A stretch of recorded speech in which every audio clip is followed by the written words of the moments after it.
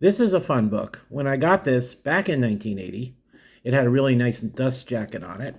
That is um, long since disappeared, but it's a cool book even without the dust jacket. They Came from Outer Space, edited by Jim Wynorski.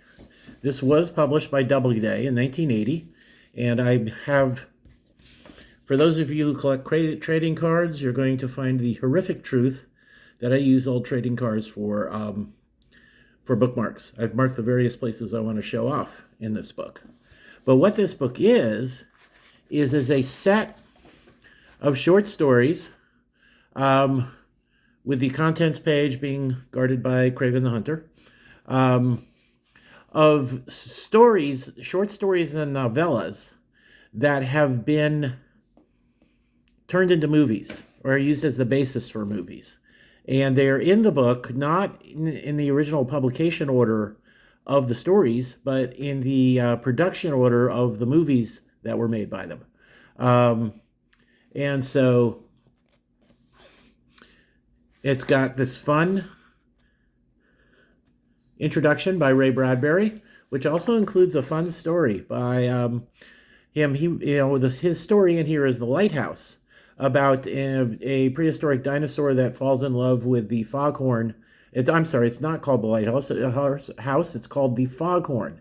And it is about a prehistoric dinosaur that falls in love with a foghorn, with a lighthouse, mistaking its foghorn as a mating call. And that was used as the basis of the Ray Harryhausen animated film, Beast of 20,000 Phantoms.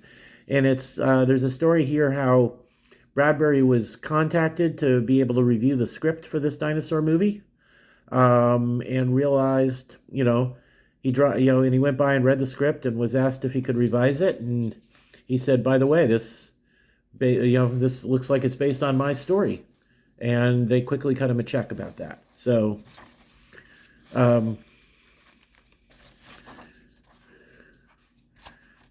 there's a foreword, once again, a good, nicely written, fun foreword by the editor. And we start off with Dr. Cyclops by Henry Kuttner, which was filmed as Dr. Cyclops in 1940, the same year that the story appeared in Thrilling Wonder Stories. And that is a great movie. It's a very B-movie plot. The mad scientist shrinks down, I think it was 5 people, to doll-sized, and they get away, and they have to survive, him being hunted by him, because he wants to keep everything he does a secret. I think in the story it was because he was working for the Nazis. It's been a long time since I read it, so take that with a grain of salt when I talk about details. In the movie, I can't remember if they mentioned the Nazis. I think he was just nuts. But following Dr. Cyclops is the superb novella by John W. Campbell Jr., who goes there, about a shape-changing alien that infiltrates this Arctic or Antarctic research base. Was it Arctic or Antarctic? It was Antarctic, as you can see right there. And this was made in 1951 into Thing from Another World. And this was published a year or two before the John Carpenter-directed remake, which used the premise of the original short story much more closely. By many people, is considered a classic. I would love to consider it a classic, but I will. I just think Carpenter leaned too much into gross-out imagery. He should have just depended on the amazing paranoia and tension that he was able to develop in that movie, and still have the cool, weird alien effects, just without quite as much blood and gore. And I would have. But anyway, sorry, I'm getting away from the book. Campbell's original novella is here, and I think when I got this in 1980, it was the first time I had a chance to actually read the original story. And it is a pretty awesome story. Now, before we get to the end of that story, we get to our first batch of pictures. Actually, we skipped our first batch of pictures back here. I thought I had marked everything. So we have pictures from Dr. Cyclops. This is, pretty good special effects for the time. And then pictures from the Superb thing from another world. Yes, they didn't have the technology to do the shape changing. It was just pretty much a rampaging alien. But it was kind of a last stand movie because there was nowhere else they could go. They were in this Arctic base. It was the Arctic in the movie. And the alien was planning on whacking them all as the first step in eventually invading Earth. And they had to figure out how to stop this apparently unstoppable, unkillable monster. So there was that. There was Who Goes There. And before we get to the end of Who Goes There, we get The Day the Earth Stood Still. We'll be getting to the story that's based on in just a moment. But there's Michael Rennie in his space costume. There's Gort, one of the coolest robots ever. And some other scenes from the movie. I still remember the first time I saw this on Creature Feature when I was probably not even a teenager yet. It was just so awesome. It's a great movie. But anyway, when we get to the end of Who Goes There, where do we have here? The Human Torch. Got mostly Marvel collector cards as bookmarks this time. This is Farewell to the Master by Harry Bates, which is the short story upon which The Day the Earth Stood Still was based. And it does involve an alien named Klaatu who lands and is immediately shot by, in this, it wasn't a nervous soldier as it was in the movie. It was just somebody who was nuts, and he's actually killed as opposed to simply wounded. There is the robot there. He's called Gnort instead of Gort. And how it all plays out is completely different from the movie, but it's still a good story in itself, and it's got this really wicked twist at the end. Some more stills of movies based on upcoming stories in the book. There's the Beast from 20,000 Phantoms. Probably the first rampaging through the city, ancient dinosaur, big monster. Well, no, it's not the first. That was King Kong, wasn't it? A good 15 years before, or 17 years before. 20 years before? 1953. It was 20 years before. So I was getting a nerd fact wrong. I shall sentence myself to 2 hours in the agony booth. There is Target Earth, a movie I have not seen to this day, even though it's now been decades since I originally read the story it's based on. I've never gotten around to seeing it. Okay, we come to Foghorn. This, once again, is the excellent Ray Bradbury story about the giant prehistoric creature. I said dinosaur earlier, but it was probably some sort of plesiosaur. It was swimming around the ocean, who mistakes the foghorn of a lighthouse for a mating call and is very disappointed when he finds out he didn't find his true love. Deadly City by Ivar Jorgensen. Guarded by a Joe Jusko illustrated Tarzan. That's from Tarzan, the Untamed, I'm going to say. And that's a Joe Jusko trading card. He's one of the best illustrators that Tarzan has ever gotten. But that's another subject. We get The Deadly City, which was filmed as Target Earth in 1954. Once again, I haven't seen the movie that this story is based on. But before Target Earth ends, we get some pictures from the movie This Island Earth, which had some just really cool special effects for the day. There's some more cool shots from This Island Earth. And the mutant monster from that movie. Invasion of the Saucer Man, which was based on the Cosmic Frame-Up. We'll get to that story in a few minutes. There's a neat publicity shot of the little person who was playing one of the aliens. The Fly. Help me, help me. That's just a fun movie. And it has Vincent Price in it, which always elevates the quality of a movie just by him being there. So we are done with The Deadly City. Now we get to The Alien Machine by Raymond F. Jones. This was a short story that appeared in 1947. I believe it was later expanded into a novel and then made into the movie. So So the short story is really just the first part of the movie, where the engineer on Earth is sent this instructions for a weird machine and doesn't know what it is, but is able to follow the complex directions and build it.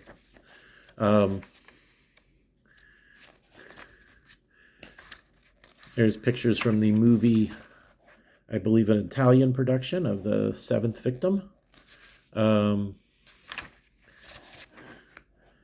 in there. But the next short story we get to is The Cosmic Frame, about aliens framing a guy for a hit-and-run accident. It was made as The Invasion of the Saucermen in 1957, and we've already looked at some stills from that. And after that story, we get The Fly, which I believe followed the movie, or the movie followed the story fairly closely, as I recall. But it's been years since I've read this, and far too long since I've seen the movie again. But before we get to the end of the movie, there's some photos from 2001: A Space Odyssey. And is it okay for me to say that parts of that movie are just boring? And a couple of stills from Death Race 2000. Oops. And as you can see over here, we have just answered the question, who would win a fight between a Dalek and a dinosaur, as the dinosaur just fell over. Next, The Seventh Victim by Robert Sheckley, one of my favorite science fiction short story authors. And it was filmed as The 10th Victim in 1965. And it is about people like being able, on a kind of a TV show where you get to hunt each other. And I think you don't necessarily know who the other contestants are, and they're allowed to kill each other as part of the game. Then The Sentinel. This was written in 1950, and 15 years later was used as the basis for the Stanley Kubrick film 2001: A Space Odyssey. And if I remember correctly, Clarke wrote the novel at the same time the movie was being made. So it is, I believe, a novelization, although the planets used are different. In the movie, the giant a monolith they were going to see was circling around Jupiter. In the book, it was changed to Saturn. I have no idea why. And I think in the sequels that Arthur Clarke wrote, he did the movie continuity and changed it back to Jupiter. I've read 2010. I have not read the other sequels he wrote. My understanding is that he just said each one was set in its own, like, close but not exact alternate universe, and he would change details of what happened in the previous one to tell whatever story he wanted to tell in the newest one. I read that years ago, and I can't remember where I read it, and it's very possible that I am getting that wrong. So take that with a grain of salt.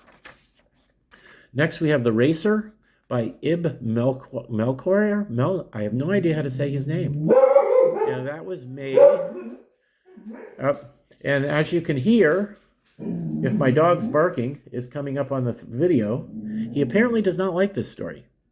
But it is about a race in the future where you're allowed to kill people, or you're actually killing people for points. That's what it was in the movie. I really didn't care for this movie very much, but it's been too long since I've read this story to be able to give an opinion of the story. But there is Sylvester Stallone as the bad guy driver in that movie, and the guy in that weird costume is David Carradine. And then pictures of what will be the last story in this book, A Boy and His Dog, which had a really good cast. Don Johnson, before he became famous, playing Sonny Crockett on Miami Vice. And here is the story. And the little introduction explains that Ellison was largely happy with the movie version, but he did raise money himself to go back and reloop some of the dialogue that he thought didn't work. And it is, I believe, a novella. And it does indeed have a brutal ending, but it still shows, a boy loves his dog. And I won't give that ending away. I won't show it. Because if you haven't read it, it is worth reading.